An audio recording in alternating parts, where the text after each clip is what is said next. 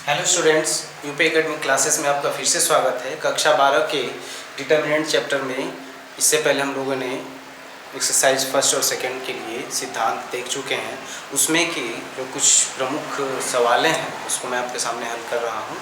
इसके बावजूद भी अगर प्रश्न आपके फंसते हैं तो आप हमसे कमेंट बॉक्स में या हमारे टेलीग्राम चैनल पर क्वेश्चंस कर सकते हैं। मैं पूरा प्रयत्न करूँगा आपके प्रश्न का उत्तर देने का। और गणित को एक जो गणित पढ़ने वाले होते हैं उनके लिए गणित पढ़ने में बड़ा मज़ा आता है जब सवालें लगती हैं तब, और जब सवालें नहीं लगती बड़ी दिक्कत महसूस होती है। लेकिन अगर आप ध्यान से पढ़ेंगे तो सवालें जरूर लगेंगी। आइए देखते हैं। जैसे यहाँ पर एक एग्जाम्पल है, सिद्ध करिए ये प्रविष्टियाँ हैं बराबर। तो इस तरह के सवाल को हल करने के लिए देखिए बिना विस्तार किए हम इसके प्रगुण पर हल करेंगे। हमको ध्यान देना चाहिए कि यहाँ पे 2 लाना है और ए बी सी अलग लाना है। यहाँ पर हमको प्रगुण क्या ऐसा लेकर के चल हमको सोचना चाहिए। देखिए ए बी बी सी सी है, यहाँ पे पी क्यू क्यू आर ये अलग हो गया, ए बी सी चक्रीय क्रम में A P Q R X Y Z ये अलग हो गया। तो अगर हम इस क्वेश्चन को लेकर के चलें, पहले एलएचएस लिख लेते हैं। LHS a plus b p plus q x plus y, यहाँ पर b plus C Q plus R Y plus z, यहाँ पर c plus a r plus p z plus x is equal to. अब सोचिए अगर हम ये C1 C2 C3 को जोड़ ले तो A B C दोनों डबल हो जाएगा, क्योंकि हमको 2 का मल्टीप्लाई दिखाना भी है। तो यहाँ पर हम क्या करने चल रहे हैं, यहाँ पे करने चल रहे हैं, थोड़ा सा बड़ा करना पड़ेगा। C1 tends to C1 plus C2 plus C3। अब C1 में C2 C3 जोड़ करके रख लेना है। ये हो जाएगा 2A plus B plus C। देख लीजिए इन तीनों को जोड़ने पर, और इन तीनों को जोड़ने पर 2P plus Q plus R। इन तीनों को जोड़ने पर 2X plus Y plus Z। बाकी ये जो लाइनें हैं B plus C Q plus R Y plus Z C plus A R plus P Z plus X को वैसे लिख लेना है। ठीक, अब यहाँ से हम 2 को कॉमन कर लेंगे। अगली लाइन में हमने 2 को कॉमन कर लिया। जब हमने 2 को कॉमन कर लिया तो ये हो जाएगा A प्लस बी प्लस सी, यहाँ पर B प्लस सी, यहाँ पर C plus A, P plus Q plus R, Q plus R, R plus P, ऐसे ही X plus Y plus Z, Y plus Z, Z plus X। प्रारंभिक संक्रियाओं को लगा सकते हैं। B प्लस सी यहाँ भी है, B प्लस सी यहाँ भी है, तो इसको हम इसमें से घटा करके लिख सकते हैं, या इसको हम इससे घटा करके लिख सकते हैं। अर्थात देखिए यहाँ पर देख लीजिए 2 ये वाला दिखाई दे रहा है, हाँ सही है। यहाँ से हम क्या करने चल रहे हैं, यहाँ पे हम चल रहे हैं कि C1 tends to C1 minus C2, C1 tends to C1 minus C2। या फिर एक और प्रगुण को हम लिख सकते हैं। देखिए किस रूप में,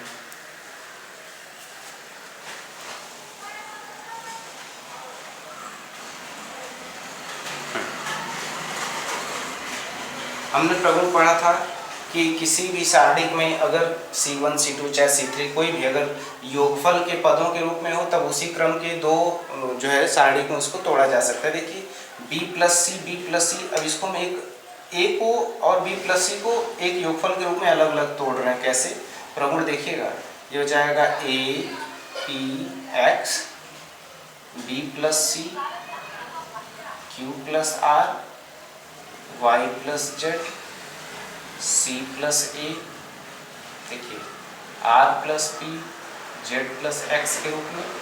और वही जो B प्लस C है, देखिए A P X को अलग कर लिया, इसको अलग कर लेंगे, यहाँ पे प्लस, ये हो जाएगा B plus C Q plus R Y plus Z, से यहाँ पर B plus C Q plus R Y plus Z, यहाँ पे C plus A R plus P और जेड प्लस एक्स। अब आपने पढ़ा था कि दो पंक्तियाँ दो स्तंभ आपस में बराबर हों तो सारणी का मान शून्य हो जाता है। अब देखिए C1 C2 बराबर है इसलिए क्या हो जाएगा, 0 हो जाएगा। Since C1 is equal to C2 इसलिए शून्य हो जाएगा। जब ये शून्य हो जाएगा, अब देखिए इसको हम यहाँ पर लिख रहे हैं, जब ये शून्य हो गया, आप वीडियो को बार बार रिपीट करके देख सकते हैं।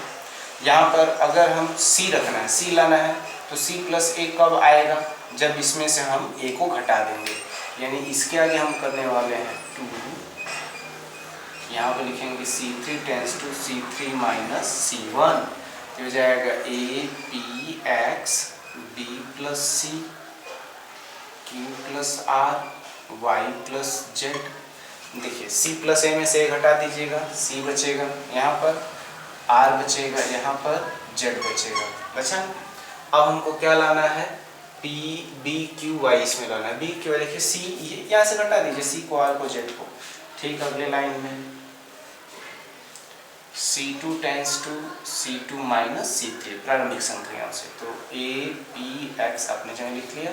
C2 में से C3 घटा लेंगे, हो जाएगा B Q Y और हो जाएगा C R Z is equal to RHS। Proved. इस तरह से आप देख सकते हैं और इस तरह की सवाल को ऐसे आसानी से कर सकते हैं। आप पहले सोचेंगे कि इसमें कौन सा प्रॉब्लम लगाएं कि ये आसानी से हल हो जाए। ठीक है, अब ये क्वेश्चन रहा, इसको अच्छे से देख लीजिए। उसके बाद अगला क्वेश्चन देखिए, क्वेश्चन नंबर 2। देखिए यह जो क्वेश्चन है सन 2011 में यूपी बोर्ड में पूछा हुआ है और NCERT के बुक का भी क्वेश्चन है।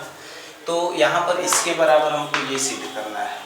सबसे पहले हम देखेंगे कि 1 प्लस ए 1, यहाँ पे हमको ए बी सी कॉमन के रूप में लेना है। इस R1 में ए दिखाई दे रहा है लेकिन सब में नहीं, इसमें दिखाई लेकिन सब में नहीं। 1/a भी है, यानी कि हम अगर R1 से a को कॉमन कर रहे हैं तो यहाँ पे 1/a आ जाएगा कि नहीं, आ जाएगा। चलिए देखते हैं पहले LHS।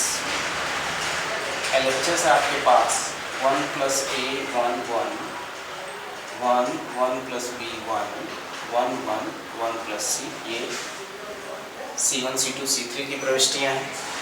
इसके बाद यहाँ पर क्या करने चल रहे हैं, इसमें से A कॉमन लेंगे, इसमें से B कॉमन लेंगे, इसमें से C। आपने पढ़ा होगा कि किसी R1 से 4 2 से 4 3 से एक ही चीज़ कॉमन ले सकते हैं, सब में से नहीं, क्योंकि वो अवयव का गुण है। हम पढ़ रहे हैं सारणी, इसमें एक ही पंक्ति में से एक अवयव कॉमन हो सकता है। तो यहाँ पर हम लिख लेंगे क्या कि R1 से A, R2 से B, R3 से C कॉमन लेने पर, ABC कॉमन हो गया, तो यहाँ पर क्या हो जाएगा, यहाँ पर हो जाएगा 1/a प्लस 1, यहाँ पर 1/a, यहाँ पर भी 1/a। ठीक, यहाँ पर ऐसा करिए, C1 C2 और C3 अप्लाई करिए, तो इससे क्या हो जाएगा, ये 1/a और ये 1/a हो जाएगा, और ये 1/b, ये 1/b प्लस 1, ये 1/b, और यहाँ पर ये 1/c 1/c और 1/c प्लस 1 हो जाएगा। अब अगले क्रम में देखिए, अगर हम देख रहे हैं तो ABC तो हमको मिल गया, अब ये चाहिए, ये का मतलब ये देखिए इन तीनों को जोड़ने पर, यानी किसी एक को आप उसके बराबर लिख लीजिए। ABC तो ऑलरेडी कॉमन है, यहाँ पे कर लेंगे कि R1 tense to R1 plus R2 plus R3। ठीक, तो गुणा कर लीजिए जरा, जोड़ लीजिए। 1 plus 1/a plus 1/b plus 1/c और एक 1/b और एक 1/c अलग हो गया।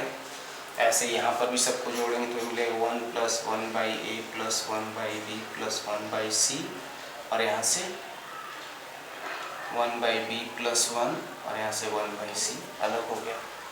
ऐसे ही इसको जोड़ करके देखिए, 1 plus 1/a plus 1/b plus 1/c और यहाँ पर 1/b और यहाँ पर 1/c प्लस 1।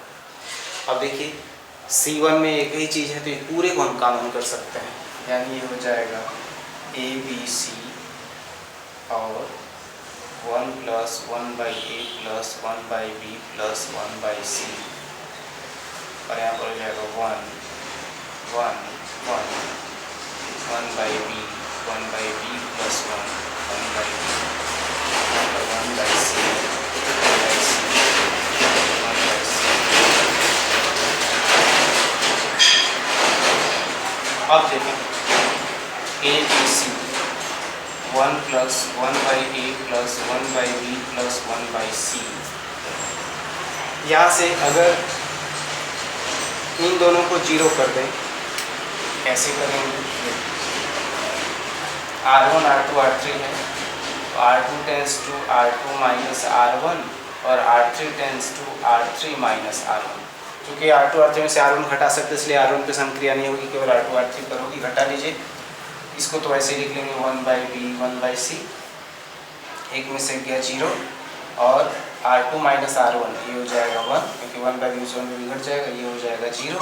ठीक, ऐसे ही अब इसमें से एक में से गया 0, 1/b से 1/b घटा लेंगे, देखिएगा 1/b से 1/b घटा लेंगे, R3 में से R1 0 और इसमें से इसको घटा लेंगे 1। ठीक, अब इसको ज़रा सा हल कर लेंगे, किस पर? C1 पर। C1 पर हल करने पर, जब आप C1 पे हल करेंगे, देखिए 1 को लेंगे, इसके पंक्ति स्तंभ को छोड़ देंगे तो 1 एकम 1 -0 तो 1 हो जाएगा, ये टोटल ध्यान दीजिए। उसके बाद 0 0 से टोटल, यानी ये हल करने पर 1 आएगा। जब ये 1 आएगा तो 1 का गुणा करेंगे तो ये रह जाएगा क्या? ABC 1 + 1/a + 1/b + 1/c। ठीक, अब इसके बाद ये तो सिद्ध हुआ। अब अगर ABC का गुणा इन तीनों में कर लेंगे तो 1 में गुणा करेंगे तो रहेगा ABC, इसमें गुणा करेंगे तो A से A कट जाएगा प्लस BC, इसमें गुणा करेंगे B से B कट जाएगा प्लस AC, इसमें गुणा करेंगे C से C कट जाएगा प्लस AB = RHS। इस तरह से आप इसको सिद्ध कर सकते हैं। देख लीजिए ध्यान से, और इसको दोहरा लेंगे, दोहरा लेंगे, देख लेंगे, अच्छे से समझ लेंगे। इसके बाद अगला क्वेश्चन देखते हैं। देखो बच्चों, अगला प्रश्न यहाँ पे हम लोग अब देखेंगे। ये 2016 में उत्तर प्रदेश बोर्ड में पूछा हुआ प्रश्न कि सिद्ध करिए कि इतना का मान 0 के बराबर है। इसको भी हम हल करके नहीं सिद्ध करेंगे, इसको हम जो है प्रारंभिक संक्रियाओं का दिमाग लगाए सोचे। अब यहाँ पर x + अल्फा है, यहाँ पर भी ये माइनस अल्फा है, एक पॉइंट में लिखा है। अगर x + अल्फा है, यहाँ पर माइनस अल्फा है, अगर जोड़ेंगे तो अल्फा से अल्फा घट जाएगा, ये हो जाएगा x + y + z।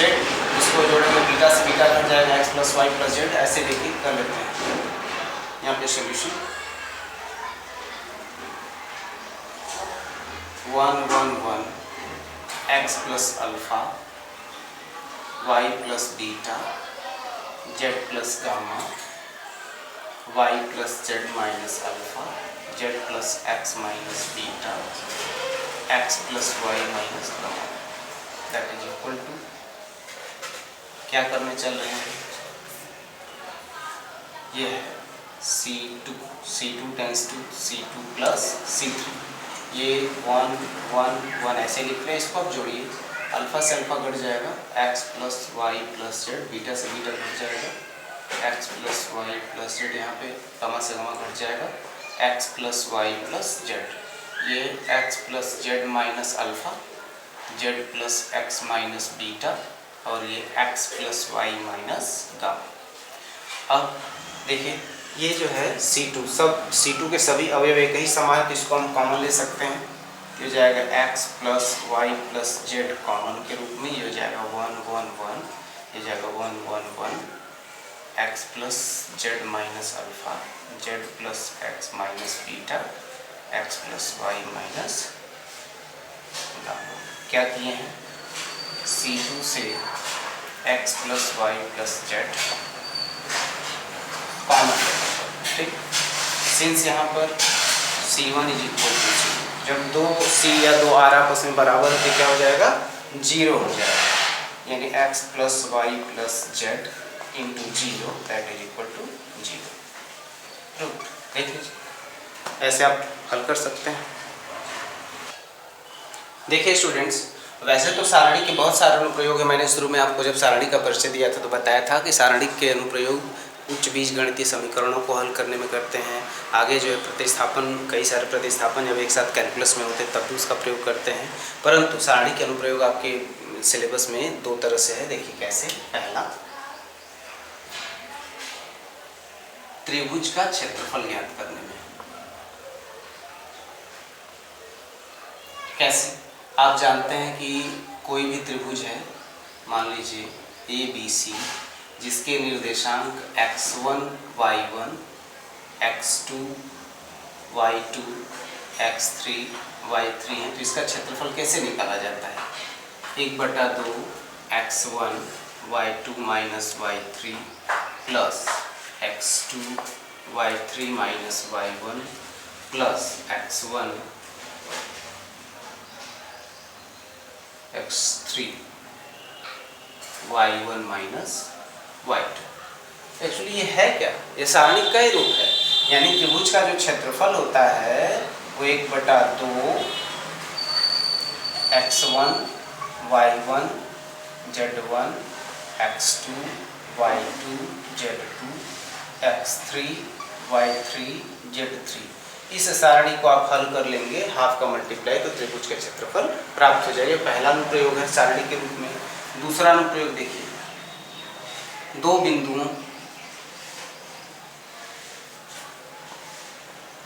x1 y1 तथा x2 y2 से जाने वाली रेखा का समीकरण ज्ञात करने में। x1 y1 x2 y2 से होकर जाने रेखा का समीकरण ज्ञात करने में।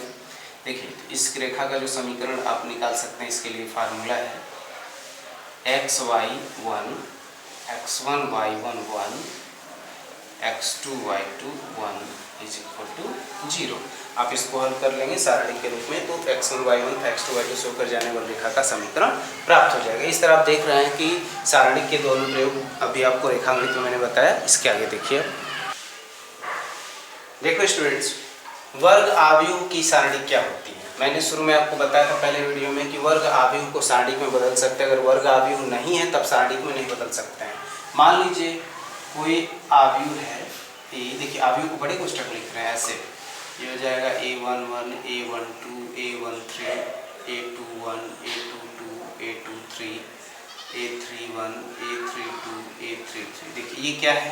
यह जो है वर्ग आव्यूह है, इसमें 9 अवयव हैं। अगर इसको हम सारणी के रूप में लिखते हैं तब इसको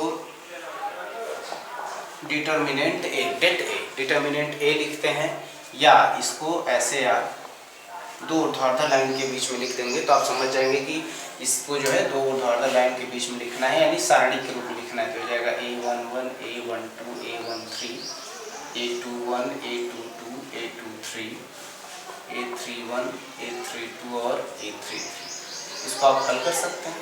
अब इसके बाद अगला पॉइंट देखिए कि अव्युत्क्रमणीय सारणी यानी सिंगुलर डिटर्मिनेंट क्या होता है। ठीक, अव्युत्क्रमणीय सारणी, इसको आप आव्यूह लिख सकते हैं, आव्यूह मैट्रिक्स, यानी नॉन सिंगुलर मैट्रिक्स को व्युत्क्रमणीय आव्यूह कहते हैं और सिंगुलर मैट्रिक्स को अव्युत्क्रमणीय आव्यूह कहते हैं। यह अव्युत्क्रमणीय, कोई भी आव्यूह अव्युत्क्रमणीय तब होगा जब उसके मैट्रिक्स जब उसके जो डिटर्मिनेंट a का मान 0 के बराबर हो, अर्थात जब उसके सारणी का मान 0 के बराबर होगा तब वो अव्युत्क्रमणीय होगा, उसका व्युत्क्रम नहीं निकाला जा सकता है।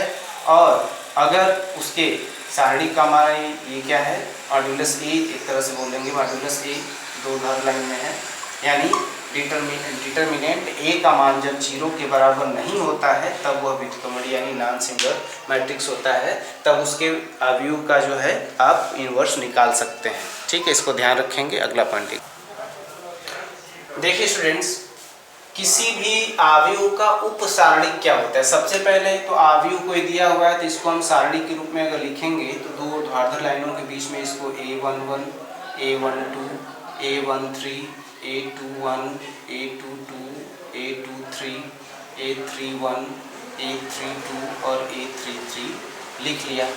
जहाँ पर a11 1 2 1 3 क्या है, पहले हम पंक्ति लिखते हैं बाद में स्तंभ, और जो इसका चिन्ह होता है वह -1⁻i+j के बराबर होता है। लेकिन अवयव का जो उप सारणिक होता है सब डिटरमिनेंट उसको m से लिखते हैं, इसके लिए हमको चिन्ह की जरूरत नहीं होगी। देखिए कैसे, यहाँ पे a11 है ना, a11 की उप सारणिक इसको हम m11 लिखेंगे। देखिए कैसे निकालते हैं।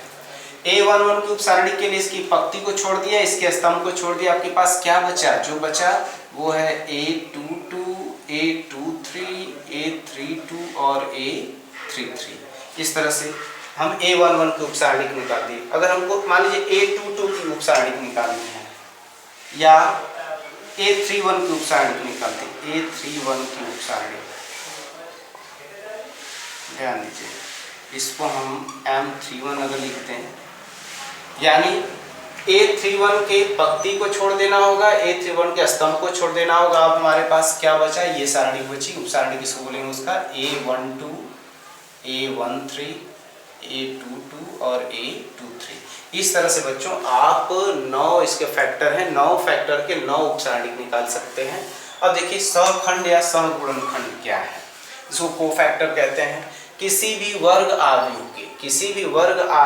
के किसी भी फैक्टर यानी Cij, i मतलब पंक्ति की संख्या, j मतलब स्तंभ की संख्या, Cij का मान क्या होता है? -1i+, यानी उसके चिन्ह सहित जब उसके उप सारणी का मान रख देते हैं तब बोलते हैं कि वह उसका सहखंड या सहगुणनखंड है।